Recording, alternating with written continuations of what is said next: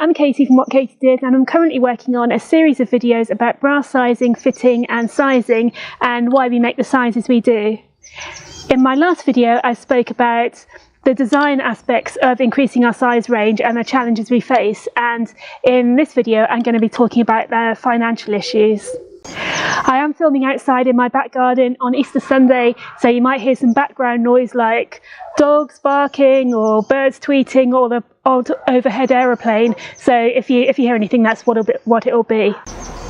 What Katie Did is a tiny company, and we're totally self-funded. I started What Katie Did 20 years ago with just £100 or $150, and I've never borrowed any money for the company at all.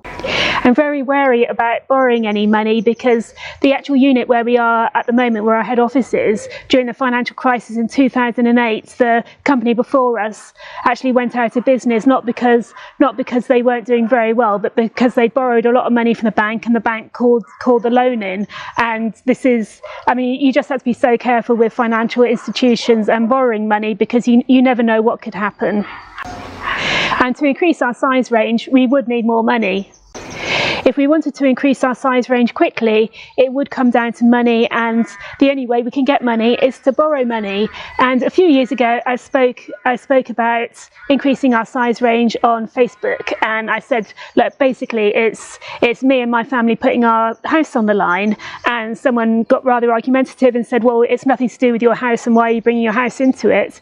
And if I wanted to go for a bank loan, then I would have to put the house down as collateral, as security. So if anything did go wrong, then it would be me I'd lose my house, my husband would lose the house, my daughter would lose the house, I wouldn't be able to pay the staff. It's a huge risk, and it's not something I have to do. It's not something we have to do because we are a strong company and we are growing slowly, and I feel it's more important for us to grow slowly and steadily and make the best products we can in a slow and steady way than take huge risks and put the whole thing at risk.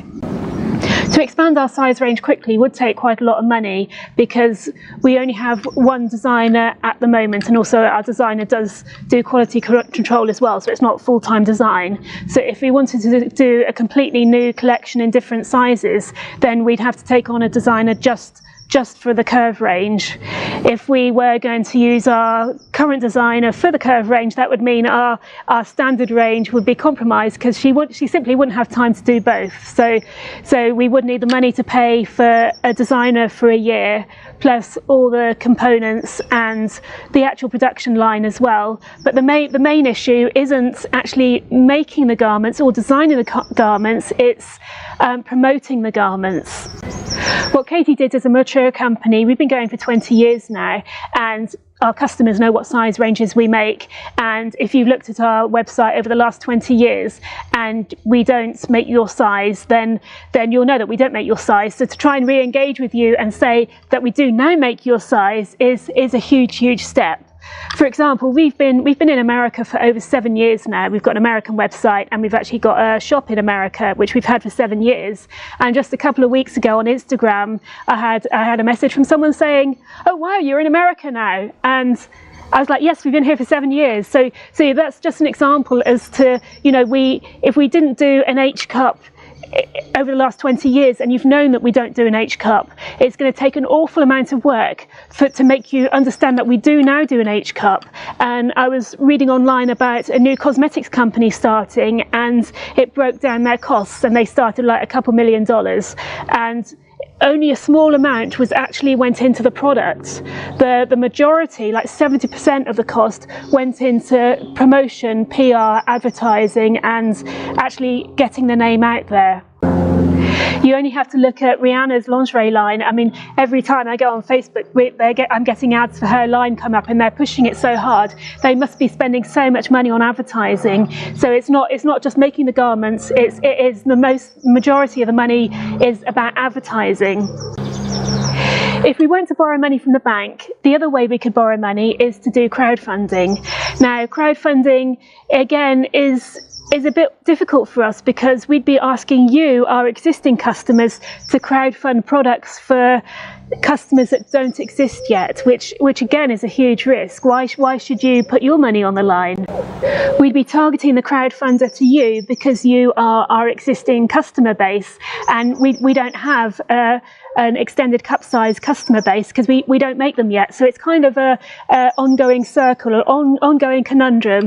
The money for the crowdfunder, I said earlier, we need to pay a full-time designer for a year, and we work a year to 18 months in advance. So there would be a time lag of 18 months to 2 years before you actually got the garments promised to you, or your money, or however it was actually going to work. So it is a very long-term process, and it's not really viable. If we were going to say do a limited edition line and you were going to get the garments in 4 or 5 months' time, then that would be great. But to ask someone to invest in something that isn't their size, but is for other customers, and you wouldn't get return for 2 years, is asking quite a lot.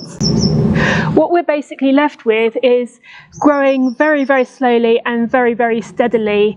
It's you, our current customers, who pay our wages and pay the bills. So you really are the most important to us. And while we want to gradually increase our size range, I have said in the first video, it is going to be a long, slow process. So while we are continually looking at it and continuing to try and develop things slowly, we're not going to put our whole company at risk to try and put something into production that we can't afford to do and isn't 100% right for us. So I hope you understand it and bear with us. And if you have any questions about sizing, please let me know, and I'll catch up with you soon. Take care.